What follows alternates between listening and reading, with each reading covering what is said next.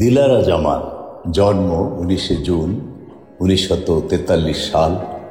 দিলারা জামান হচ্ছেন বাংলাদেশি নাট্য চলচ্চিত্র অভিনেত্রী। তার অভিনয়ের শুরু 1966 সালে ত্রিধারা নাটক দিয়ে। পরে সকাল সন্ধ্যা ধারাবাহিক নাটকে অভিনয় করেন। নাটকের পাশাপাশি তিনি চলচ্চিত্র অভিনয় করেছেন এবং এখনও করছেন। 1990-এর দশকে তিনি স্বল্প দৈর্ঘ্য চলচ্চিত্র চাকা 1993 এবং আগুনের পরশমণি 1996 চলচ্চিত্রে অভিনয় করেন। 1993 সালে শিল্পকলায় অবদানের জন্য তিনি বাংলাদেশ সরকার কর্তৃক প্রদত্ত সর্বোচ্চ বেসামরিক সম্মান 21 পদক লাভ করেন। 2000-এর দশকে তিনি ব্যাচেলার 2004, মেড ইন বাংলাদেশ 2007, চন্দ্রগ্রহণ 2008, প্রিয়তমেশু 2009 ও মনপুরা 2009 চলচ্চিত্রে অভিনয় করেন। 2008 সালের চন্দ্রগ্রহণ চলচ্চিত্রে ময়রা মাসি চরিত্রে অভিনয়ের জন্য তিনি শ্রেষ্ঠ পার্শ্ব অভিনেত্রী বিভাগে জাতীয় চলচ্চিত্র পুরস্কার লাভ করেন। প্রাথমিক জীবন: দিলারা 1943 সালের 19 জুন তৎকালীন ব্রিটিশ ভারতের বেঙ্গল প্রেসিডেন্সির বর্তমানে পশ্চিমবঙ্গ বর্ধমান জেলায় জন্মগ্রহণ করেন। তার পিতার নাম রফিক উদ্দিন আহমেদ এবং মাতার নাম সিতারা বেগম।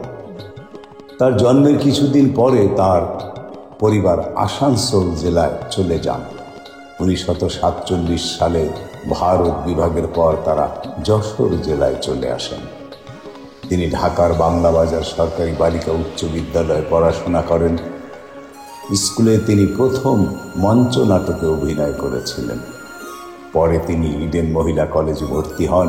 সেখানেই তিনি নুরুল মোমেনের শিষ্যা হিসেবে অভিনয় করে প্রথম পুরস্কার পেয়েছিলেন।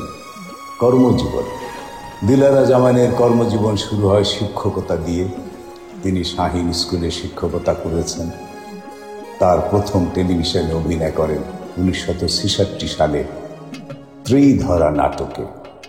এই নাটকে তার মায়ের চরিত্রে অভিনয় করেছিলেন নাট্যকার মুনির চৌধুরীর স্ত্রী লিলি চৌধুরী। তার অভিনীত প্রথম ধারাবাহিক নাটক সকাল সন্ধ্যা 1993 সালে তিনি মোর্শেদুল ইসলাম পরিচালিত স্বল্প দৈর্ঘ্য চলচ্চিত্র চাকায় অভিনয় করেন। তার অভিনীত প্রথম চলচ্চিত্র হুমায়ুন আহমেদ পরিচালিত বাংলাদেশের স্বাধীনতা যুদ্ধ ভিত্তিক চলচ্চিত্র আগুনের পরশমণি। 2008 সালে তিনি মুরাদ পারভেজ পরিচালিত চন্দ্রগ্রহণ চলচ্চিত্রে ময়রা মাসি চরিত্রে অভিনয় করেন। এই চরিত্রে অভিনয়ের জন্য তিনি একই চলচ্চিত্রে তার সহশিল্পী চম্পার সাথে যৌথভাবে শ্রেষ্ঠ পার্শ্ব অভিনেত্রী বিভাগে জাতীয় চলচ্চিত্র পুরস্কার লাভ করেন। 2014 সালে তিনি ভালোবাসা দিবস উপলক্ষে নির্মিত চয়নিকা চৌধুরী নির্দেশিত ভোরের ফুল ও রেদওয়ান রনি নির্দেশিত ভালোবাসা 101 নাটকে অভিনয় করেন। এছাড়া মুরাদ পারভেজ পরিচালিত বৃহন্নলা চলচ্চিত্রে গ্রামের এক বুড়ি চরিত্রে অভিনয় করেন। 2016 সালে তিনি সাদত হোসাইন পরিচালিত প্রযত্নে শীর্ষক স্বল্প দৈর্ঘ্য চলচ্চিত্রে অভিনয় করেন। এছাড়া 3 সিস্টার্স ও ফেরদৌস হাসান রানার নির্দেশনায় ফুল আর কাঁটা টিভি নাটক, গুগল সব জানে ও মতিয়া বানু শুকুর নির্দেশনায় কালো আলপনা ধারাবাহিক নাটকে অভিনয় করেন। 2017 সালে তৌকির আহমেদের পরিচালনায় হালদা চলচ্চিত্রে তিনি বয়োজ্যেষ্ঠ নারী সুরত বানু চরিত্রে অভিনয় করেছিলেন।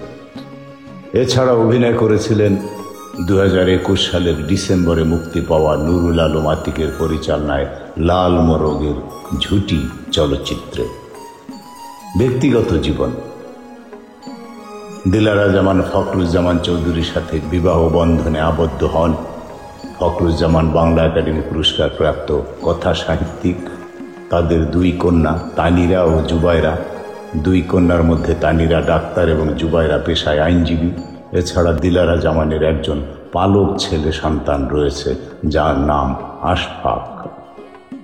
কিংবদন্তি অভিনেত্রী দিলারা জামানের দীর্ঘ ক্যারিয়ারে অর্জনের শেষ নেই।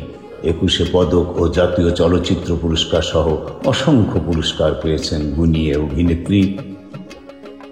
বাংলা নববর্ষ 1432 উপলক্ষে খ্যাতিমান অভিনেত্রী দিলারা জামানকে স্মারক সম্মাননা প্রদান করেছে বৈশাখী টেলিভিশন। অভিনেত্রীর হাতে সম্মাননা ক্রেস্ট তুলে দেন বৈশাখী টেলিভিশনের ব্যবস্থাপনা পরিচালক মোহাম্মদ রফিকুল আমিন এবং উপব্যবস্থাপনা পরিচালক ও প্রধান সম্পাদক টিপু আলম মিলন। এ সম্মান প্রাপ্তিতে বৈশাখী টেলিভিশন কর্তৃপক্ষের প্রতি কৃতজ্ঞতা প্রকাশ করেন দিলারা জামান।